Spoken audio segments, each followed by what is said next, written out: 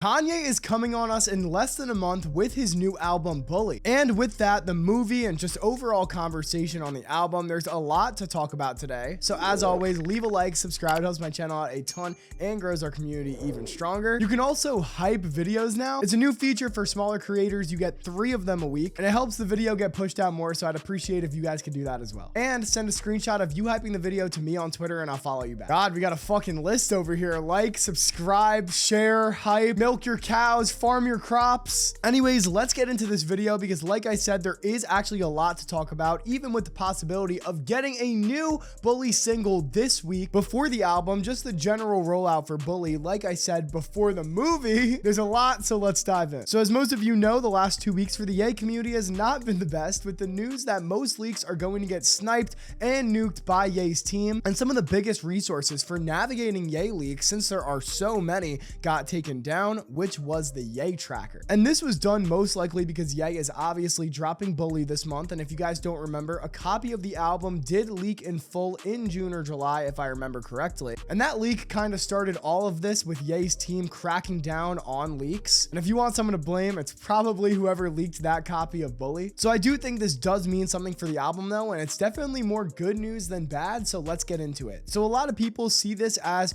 quote unquote destroying the community, that Ye's team is taking such a stance on leaks, but I see it as the opposite, that something big and good is actually coming. This album that is supposed to be a comeback album already doesn't really have hype, and completely putting the axe to leaks, making sure that nothing gets out and everything is airtight, keeps the album a surprise, which means something big on this project is coming. Now, we learned a few days ago that Bully is the 8th most pre-saved album in the world, even moving up to the 7th spot, I'm pretty sure, as of recording. And granted, I don't think this is something to measure how much hype is actually behind the album. I don't really think it means that much, but it does show that this is on people's radars. And speaking of radars, multiple songs from Bully are showing up on Spotify's new release radar playlist. Now, for some context, these playlists are curated towards who you follow on Spotify and what music you listen to, so it is different for everyone. This isn't like a main Spotify playlist like Rap Caviar that everyone can see and it has the same songs. But it doesn't mean that this means nothing, because why would these 2 tracks that are popping up on this playlist,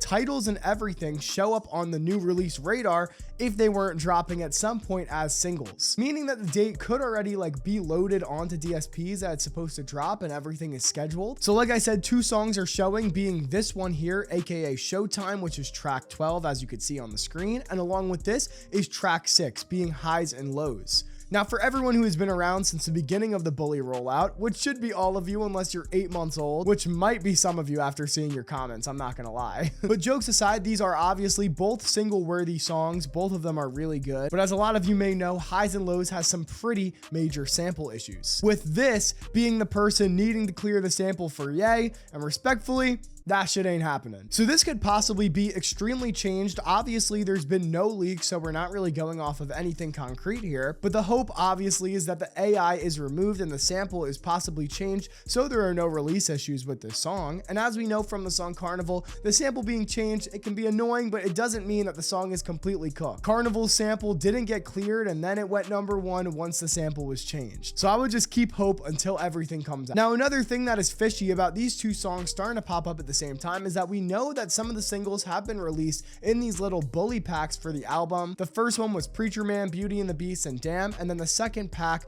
was Last Breath and Losing Your Mind. So maybe once Ye realizes, I have an album releasing in less than 30 days and the hype is kind of low, maybe I should release a single. And he'll, well, drop a single. Because like I said before, a single with no AI, a big post / announcement on his Instagram and Twitter, no crypto grifting, everything is set up for this album to be a huge comeback. The hype is definitely at a low, but like I said, all it takes is all of those things that I said for the community to fully be back on Ye's side, ready for this project to drop. And it's not like we're in complete silence mode either, right? Like, we did just get the crypto thing. Whether it was successful or not, that doesn't really matter here. More importantly than the crypto though, we did get some other huge things, like Yeezy being consistently updated with products that people want, new slides, and the hype isn't completely dead either for Yeezy especially. Like, kids want these, bro. My little brother, his friends, other kids that I know, they want these products. And I know because they've been asking me about them. Granted, it has been about the shipping and whether like they're actually going to receive the stuff they bought, but still, people are buying them and people want them. The brand is still desirable if done right, and it honestly works for the music as well. And the same question is always brought up, and that is if Ye will actually take the correct route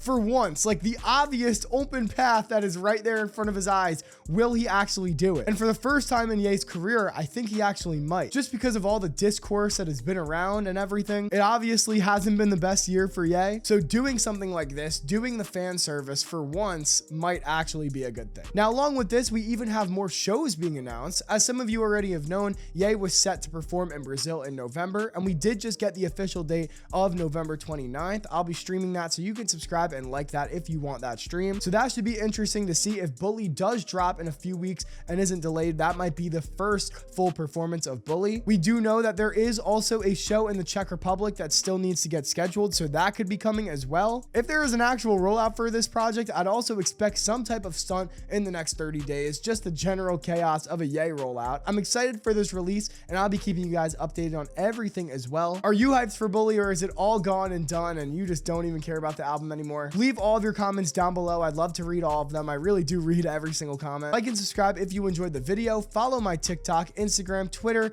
Hype up the video. Like I said, it helps it get out to more people. And join my Discord, the best music community in rap. We got music news, other news, and just more OTN content for you guys to consume. Thanks so much for watching, and on that note,